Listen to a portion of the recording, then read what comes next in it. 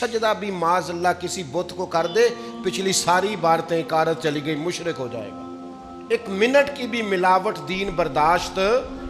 समझौता कैसे कर लेते हैं लोग उसूलों पर। न करें समझौता। आप ज़रा खड़े होना सीखें, आप थोड़ा डटना सीखें, आप थोड़ा अपना मोराल बुलंद करें। आपका कोई स्टेटस होना चाहिए, कोई मेयार होना चाहिए। अपने मकसद पर कभी भी कोई समझौता नहीं हो सकता, नहीं हो सकता। तो एक तो उसूलों पर समझौता नहीं, दूसरा धमकियों की परवाह नहीं। जिंदगी जो होती है ना, इसने बहरहाल खत्म होना होता है। तो अगर कोई शख्स अपने नेक, जायज और दीनी मकसद के रास्ते में धमकियों की परवाह करने लग जाए, वो ख्याल ही ना करे कि मैं दीन बयान कर रहा हूं और फिर 2-4 बातें पूरी हुई नहीं और वो डर जाए, तो वो कमजोर पड़ जाएगा। 1, 2, 4, 5 मिनट के अंदर ब्लैकमेल हो जाते हैं लोग, कोई बर्दाश्त ही नहीं कर पाते, नतीजे उसके ठीक नहीं निकलते। ये काम भी कुफार ने किया। नबी पाक अलैहिस्सलाम ने ऐलान नबुव्वत किया तो सिलसिला जब आगे चला तो एक टाइम ऐसा आया कि सारी बरादरी इकट्ठी होके जनाब अबू तालिब के पास आ गए। यही चचा थे जो हुजूर की हर हवाले से तरफदारी भी करते थे, हिमायत भी करते थे। वो आए, आके जनाब अबू तालिब से कहा कि यहाँ तो आप अपने भतीजे को मना करें, वो हमारे माबूदों को बुरा भला कह के हमारे जज्बात को ठेस पहुंचाते हैं माज़अल्लाह, या फिर आप तैयार हो जाएं हमसे जंग करने के लिए। और शदीद अंदाज में बात की। जनाब अबू तालिब ने एक दफ़ा तो टाल दिया, वो दूसरी दफ़ा फिर आ गए, आपसे कहा था पर आपने बात नहीं की, आप देख लीजिए, या आप हिमायत छोड़ दें, हम जाने वो जाने। और शदीद धमकी दी उन्होंने।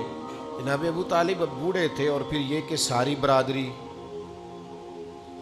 उन्होंने नबी पाक अलैहिस्सलाम को बुलाया, सरकार तशरीफ़ लाए तो कहा, भतीजे मैंने हर मौके पर आपकी मुकम्मल हिमायत की है, मैं सारी बरादरी का बोझ नहीं उठा सकता, आप अपने कबीले के साथ बैठ के बात कर लें। और वो कह रहे हैं कि यहां तो आप बाज आ जाएं या फिर जंग होगी।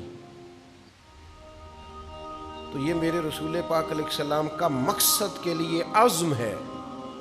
नौजवानों सुनो और याद रखो, करीम फरमाने लगे कि ज़रा लफ्ज़ों की हरारत देखना और जुमलों का रोब देखना और गुफ्तगू का वलवला देखना।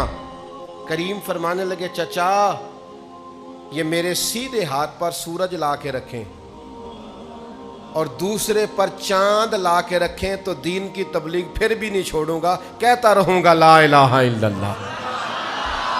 और हुजूर अलैहिस्सलाम ने फरमाया, मैं दीन की तबलीग करता रहूंगा। और चचा दो ही बातें हैं, या दीन गालब आ जाएगा या मैं अपनी जान दीन के रास्ते में पेश कर दूंगा। ये रसूल पाक का दिया हुआ फलसफा है कि आपको दीन का काम करना है तो जान लड़ा के करना है।